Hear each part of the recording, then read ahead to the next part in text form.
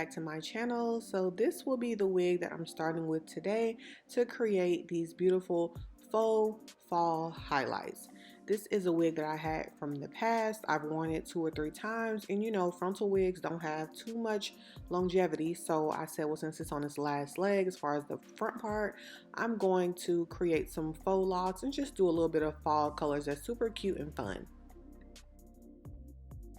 So to create this faux highlighted look, I'm going to be using some old bundles that I already had.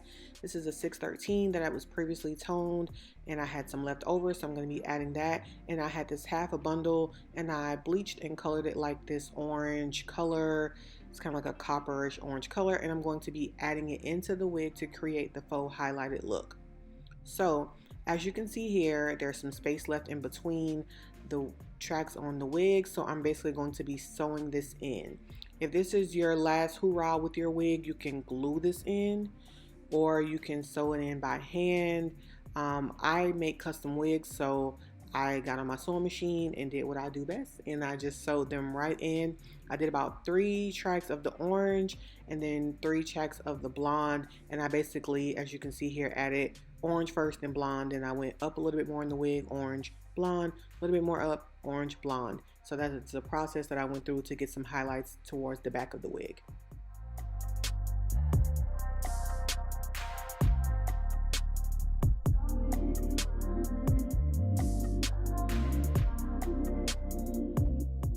And so this is how it looks towards the back. I'm already loving it. It's super cute. It's definitely giving fall.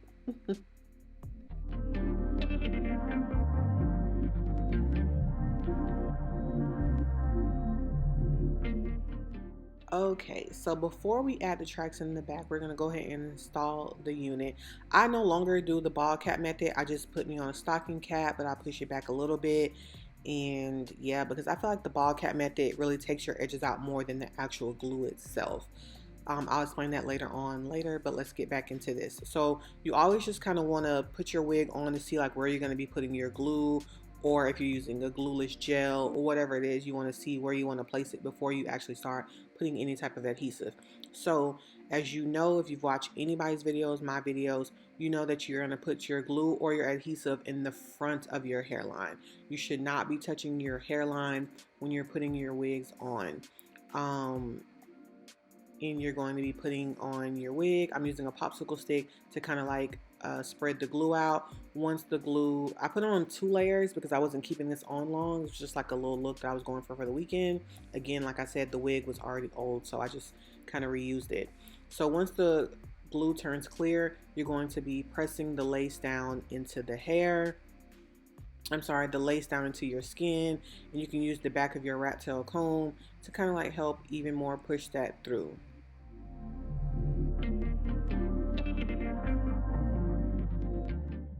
So once you've gotten your lace tacked down to where you want it to be, you want to take your blow dryer on like a low heat setting and go ahead and blow dry and just keep pressing it in, because this is part of the melting process. You don't want to move on to any steps until you've completely gotten it melted down before you do anything else. Next, to just get those little end pieces, you know, sometimes they like kind of stick up a little bit. I'm going to take my melting spray. I will be having products and they will premiere in October, which is this month.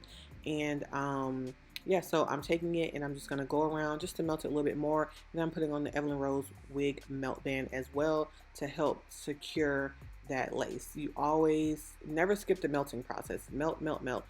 If you have a home blow dryer and you got some time, you can sit up underneath it. You can do that. If not, blow dry, or just take your time and let it air dry, but keep something tight around it like the melt band.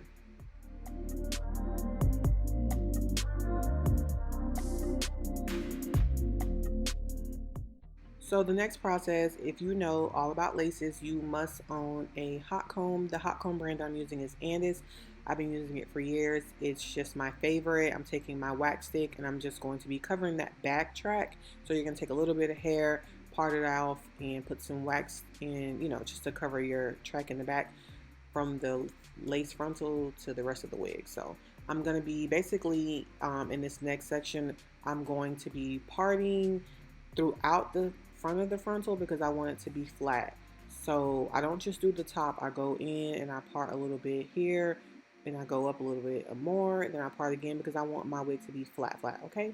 So this is what you do to create a super flat wig. Make sure that you are pressing the wig, pressing the hair into the lace, okay?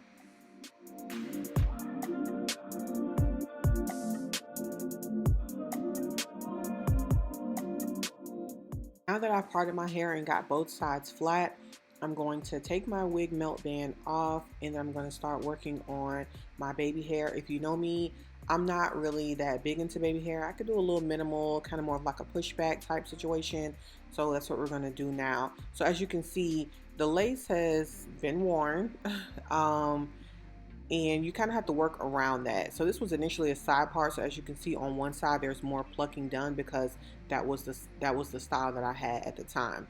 But I'm going to work with what I have, and I'm just going to make sure that part is crisp in the middle, and then I'm just going to part out some little areas for baby hair.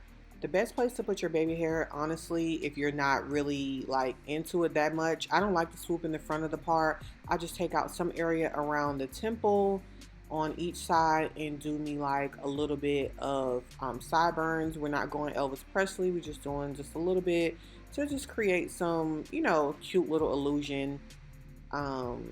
Just make it look all super fancy, you know, cute. It makes it look like a lace, you know. So that's what I'm doing. Once you have your baby hairs all parted out, you're just going to take some scissors or a razor, and you're going to trim the baby hairs to your liking. I always start long and then I trim as needed because I don't like it when it's super short. I want it to swoop back into my hairline.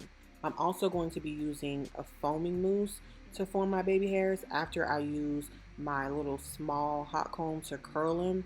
The hot comb just pretty much helps it easier for you to, the curling iron, flat iron, helps it easier for you to form your baby hairs by curling them back with your mousse or your gel.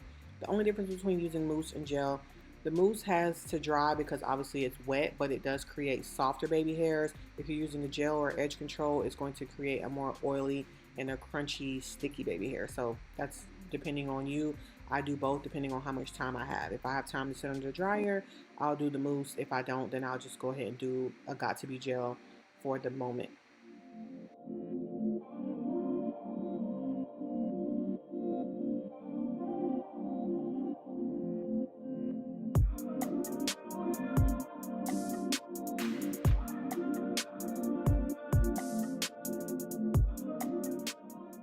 And now for the part you've probably all been waiting for is how am I going to get these highlights in the front with these tracks? And yes, girl, I'm about to glue these tracks right into this lace.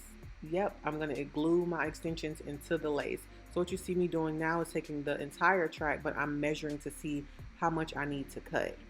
So you're going to part your hair and get a good, clean, crisp part, clip it up, and then place the track back there to make sure to see like how long you want it to be, and that's where I want it at. So I'm gonna cut that little piece. I'm gonna take my 30-second glue, and I'm going to make sure that it's tacky, and then I'm gonna glue it in. If you notice, I am not at the very front of the lace. I'm going to leave some space at the front because I want the tracks to be able to be covered. So that's one thing. You're not putting it all the way to the front. You're covering your tracks. So make sure that's something that you do. So again, I'm measuring again, and now I'm going back with the orange color. Then I'll go back with the blonde, and I'll go back with the orange. And basically, you're going to part it at a slanted line because you want the hair to come forward. If you pay attention to what I'm doing, go back, go back, go back. I'm parting it at a slanted line because I want the hair to fall forward, just like what you see here. And I'm going to glue, blow dry, and I'm going to repeat those steps on both sides. I only put 4 tracks on each side.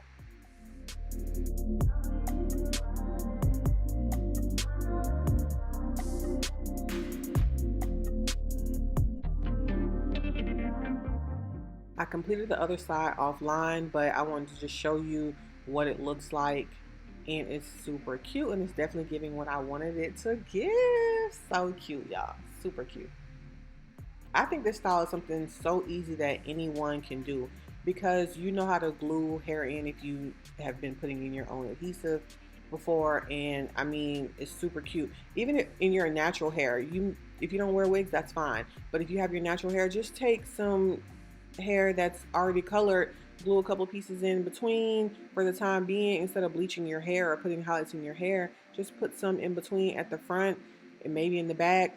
You know, style your natural hair and go on about your day. You're done with it, you don't like it, take it out. You can do the same thing in the wig. The tracks come out, you can wash the glue out of the hair. I mean, it's not forever, so don't feel like it's like, oh, she's damaging her wig, she's gluing it out. It's not. It's not forever. I swear you can wash it out. I swear you can take it out. So only thing you see me doing here is I'm basically trimming it to my liking. Remember, it was a side part, so it's kind of uneven, so I'm kind of just trimming it in a downward motion with my scissors. You can use a razor. You could have kept it that way. It's just up to you. I'm going to put some curls in it, so I wanted it to have a little bit of volume. So now here I am about to put some curls in. It's the very next day. I put some makeup on for y'all. If you didn't notice, kind of did like a little eyeshadow that matches the hair color. You see it, you know, I'm trying to give y'all a little glam. I don't like doing my hair in nice clothes, so this was the next day I was going somewhere. So the lace is super melted and I'm basically going to be curling my hair. So a little tip on getting good curls. You want to curl away from your hairline. As you can see, I'm curling away from my hairline on the right side. So on the right side, your curling iron should be facing up. And then when you move to the left side, you'll see soon my curling iron is going to be facing down. This helps you flip the hair back on each side to make sure that you're getting even curls on both sides. See how I'm going back, but I'm lifting the hair up.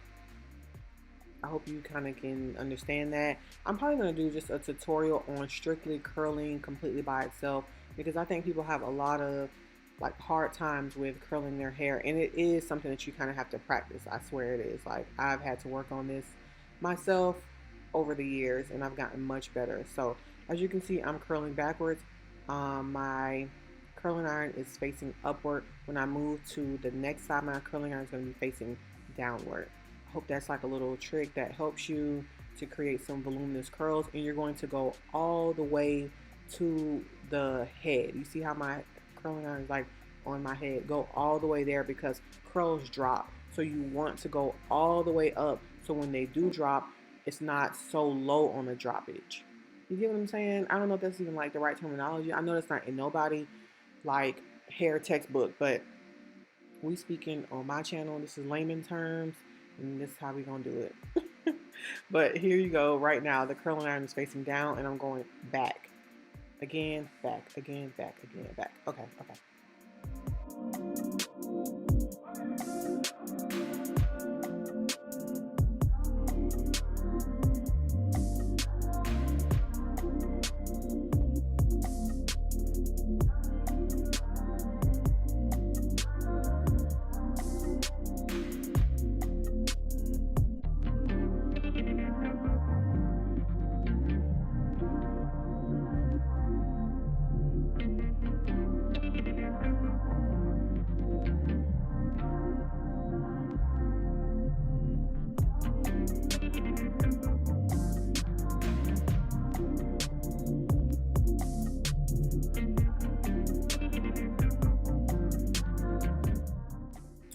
And for my favorite part, y'all, it's the comb out. It's literally so satisfying seeing those curls pop back and get the volume that I was talking about.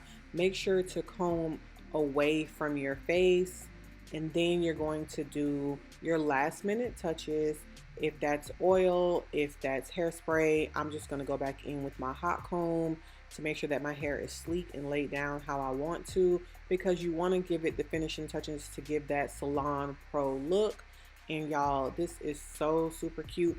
When I tell you this went up on Instagram and Facebook, like everyone loved it. I loved it. I got compliments everywhere that I went.